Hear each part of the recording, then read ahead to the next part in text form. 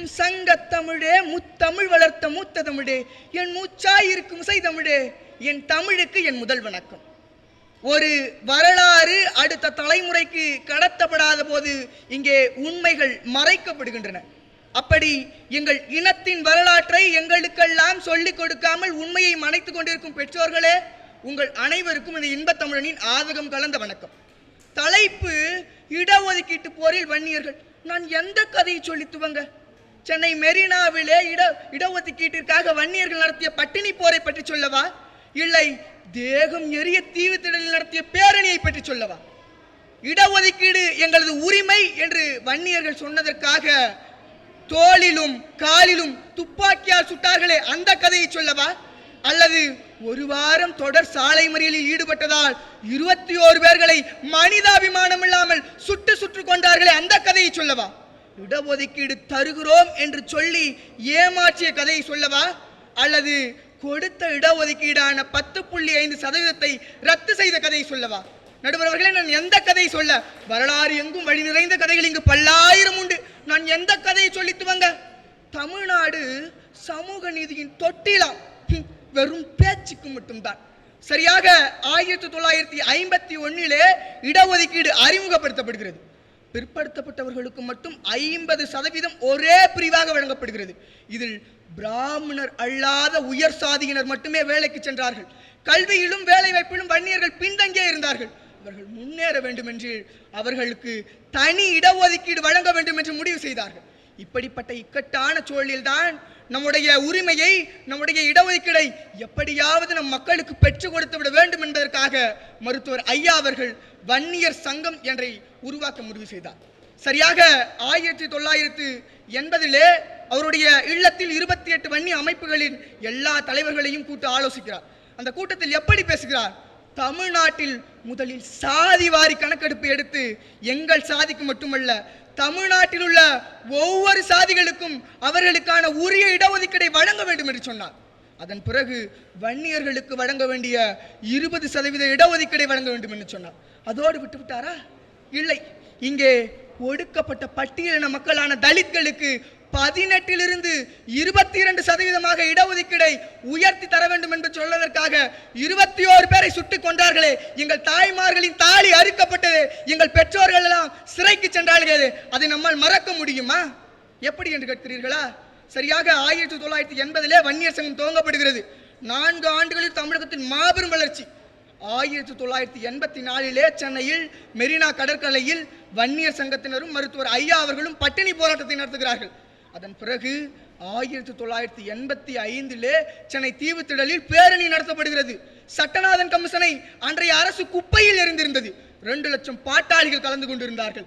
ஆம், குப்பையில் எறியப்பட்ட அந்த சட்டநாதன் கமிஷனை கையில் ஏந்தி அன்றைக்கு முழக்கம் விளைவித்தார்கள். அதன் பிறகு 1986 ஒரு நாள் சாலை மறியல் இராணுவ கட்டுப்பாடுடன் நடந்தது. ஒட்டுமொத்த தமிழகமே அதிர்ந்தது. ஆனால் அந்த அரசு அதை கேட்டுக்கொள்ள மறுத்து விட்டார்கள். அதே 16/12/1986 ஒரு நாள் ரயில் மறியல். இந்த ரயில் மறியலில் மருத்துவர் ஐயாவும் வன்னியர் சங்கத்தினரும் கைது செய்யப்பட்டு விட்டார்கள். இருப்பினும் எப்படியாவது நாங்கள் போராடி எங்களுக்கு இடஒதுக்கீடை பெற வேண்டும் என்பதற்காக கும்மிடி பூண்டியிலே 500 பெண்களும் 4000க்கும் அதிகமான ஆண்களும் அரிசி ஆலையில் மறைந்திருந்து அடுத்த நாள் ரயில் மறியலில் ஈடுபடுகிறார்கள். காவல்துறை வருகிறார், கண்ணீர் புகை எறுகிறார், தடியடி நடத்துகிறார்கள். அப்பொழுதும் அவர்கள் பின்வாங்கவில்லை. ஆம், எங்கள் உயிரே போனாலும் எங்களுக்கு இடஒதுக்கீடு வேண்டும் என்று போராடுகிறார். காவல்துறை துப்பாக்கி சூடை நடத்துகிறது. காசிநாதன், மனோகரன் இடது தோளிலும் காலிலும் துப்பாக்கி துண்டு துளைத்து ரத்தம் இந்த மணில பீரிடுகிறது. ஒட்டுமொத்த இந்தியாவே இதை பற்றி பேசுகிறது. அப்போதும் அந்த ஆட்சியாளர்கள் வாயை பொத்திக் கொண்டிருந்தார்கள். அதன் பிறகு சரியாக 1987 செப்டம்பர் 17 தந்தை பெரியாரின் பிறந்த நாளில் தொடங்கி 23ஆம் தேதி வரை, அதாவது ஒரு வார கால சாலை மறியல். அப்படி ஒரு வார கால சாலை மறியல் சரியாக செப்டம்பர் 16 நள்ளிரவு துவங்குகிறது. இந்த போராட்டத்தை எப்படியாவது முடக்கிவிட வேண்டும் என்பதற்காக காவல்துறை தீவிரப்படுத்துகிறார்கள். ஆனால் நாம் சும்மா இருப்போமா? அந்த போராட்டம் தீவிரப்பட்டது. அதற்கு முன்பு நாள் தான் அறிவாலயம் திறப்பு விழா. அங்கு சென்று விட்டு வந்த திமுகவினர் அந்த போராட்டத்தில் சிக்கிக் கொண்டார்கள். இந்த போராட்டத்தை எப்படியாவது திசை திருப்ப வேண்டும் என்பதற்காக பனையபுரத்திலே வன்னியர்களுடைய வீடுகளையும் தலித்களுடைய வீடுகளையும் பற்ற வைத்து அவர்களுக்கிடையே சண்டை முட்ட நினைத்தார்கள். அவர்கள் எப்படியாவது கோழினூருடைய தப்பித்து செல்கின்றலாம் என்று நினைத்தார்கள். ஆனால் வன்னியர்களிடம் அவர்கள் மாட்டிக்கொண்டார்கள். இருவருக்கிடையே அங்கே போராட்டம் மூண்டது. உடனே காவல்துறை பாணப்பட்டிற்கு வருகிறது. தன்னுடைய முதல் துப்பாக்கி சூடை நடத்துகிறது. அங்கே வீரப்பன் என்கிற இளைஞரும் ரங்கநாத கவுண்டர் என்கிற 60 வயது மதிக்கத்தக்க முதியவரும் சரமாரியாக சுட்டுக் கொல்லப்பட்டார்கள். இரண்டாவதாக சென்னை விழுப்புரம் தேசிய நெடுஞ்சாலையில் சித்தனையில் நடத்தப்பட்ட துப்பாக்கி சூட்டில் ஒருவர் இறந்து போகிறார். இந்த காவல்துறை இரக்கமற்று மனிதாபிமானமே இல்லாமல் பனையபுரத்தில் நடத்திய துப்பாக்கி சூடில் 5 பேர்கள் இறந்து போனார்கள். கொள்ளுக்காரன் குட்டையில் நடத்திய துப்பாக்கி சூடில் 2 பேர். இப்படி அவர்கள் 5 இடத்தில் நடத்திய துப்பாக்கி சூடில் 12 பேர் இறந்து போனார்கள். அதில் ஒருவர் கூட திரும்பி ஓடவில்லை. தன் மார்புகளை காமித்து அந்த குண்டுகளை நெஞ்சில் வாங்கி உயிர் தியாகம் செய்தவர்கள். அதோடு அடங்கிவிட்டதா ரத்தவெறி இந்த காவல்துறைக்கு. அதன் பிறகு தென்னார்காடு மாவட்டம், சேலம் மாவட்டம், காஞ்சிபுரம் மாவட்டம் என எல்லா இடங்களிலும் துப்பாக்கி சூடு நடத்தியது. இந்த இடஒதுக்கீட்டு போரில் சுமார் 21 பேர் உயிர் தியாகம் செய்தார்கள். ஆம், இதை நம்மால் மறந்து விட முடியுமா?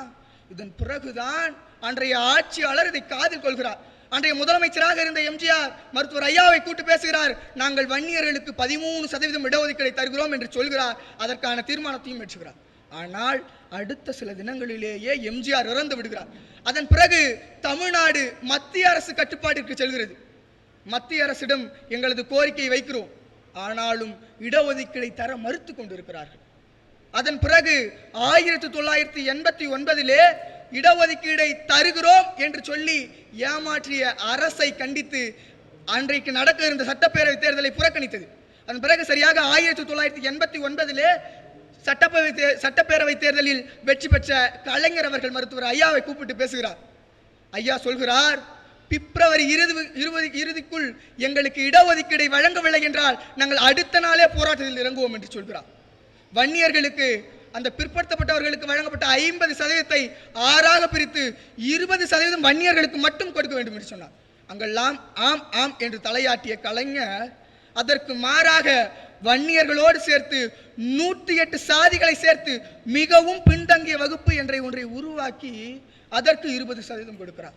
ஆனால் எம் தலைவர் மருத்துவர் ஐயா அவர்கள் இது மிகவும் அழுகிய கனி என்று அதை ஏற்றுக்கொள்ள மறுத்துவிட்டார்கள்.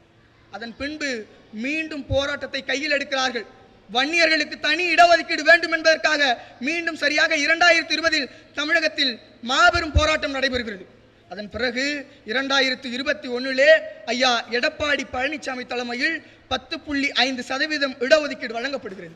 ஆனால் இந்த சமூக நீதிக்கு எதிரான சில சக்திகளால் சென்னை உயர்நீதிமன்றத்தில் அது ரத்து செய்யப்படுகிறது. அதோடு விட்டு விடுவோமா? மிக நிச்சயமாக நாங்கள் விட்டுவிடப் போவதில்லை. எங்களுக்கான உரிமை கிடைக்கும் வரை, எங்களுக்கான இடஒதுக்கீடு கிடைக்கும் வரை நாங்கள் போராடி கொண்டே இருப்போம். எப்படி என்று கேட்கிறீர்களா? ஆம், இன்னும் நாம் எல்லோரும் உறக்க சொல்ல வேண்டும். இன்றைக்கு நமக்கு பலூன் அக்காவையும் வாட்டர்மெலன் ஸ்டாரையும் தெரிந்த அளவிற்கு கூட நம்ம எத்துணை பேருக்கு இந்த உயிர் தியாகம் செய்த தியாகிகளை தெரியும். அதிலும் சிலர் யாரையோ தலைவர் என்று நினைத்து கொண்டு சென்று கொண்டிருக்கிறார்கள். இனியாவது வரலாற்றை படியுங்கள். யார் நமக்காக குரல் கொடுத்தார், யார் நமக்காக விவாதம் செய்தார், யார் நமக்காக உயிர் தியாகம் செய்தார் என்று யோசித்து பார்த்து அவர்களை கொண்டாடுங்கள், அவர்களின் வழியில் பின்பற்றுங்கள். பெற்றோர்களுக்கு இன்னும் ஒரு வேண்டுதல், நீங்களும் இனியாவது இந்த வரலாற்றை எல்லாம் தங்கள் குழந்தைகளுக்கு சொல்லிக் கொடுங்கள். அப்பொழுதுதான் எங்களால் வேர்களிலிருந்து தெரிந்து கொள்ள முடியும். இல்லை என்றால் எங்களுக்கு எதுவுமே தெரியாமல் போய்விடும். எனவே இப்படிப்பட்ட வரலாற்று சிறப்புமிக்க இடஒதுக்கீட்டு போரில் வன்னியர்களை தவிர்த்து எழுதிவிடவே முடியாது என்று கூறி நல்லதோர் வாய்ப்பிற்கு நன்றி பாராட்டி விடைபெறுகிறேன். நன்றி, வணக்கம்.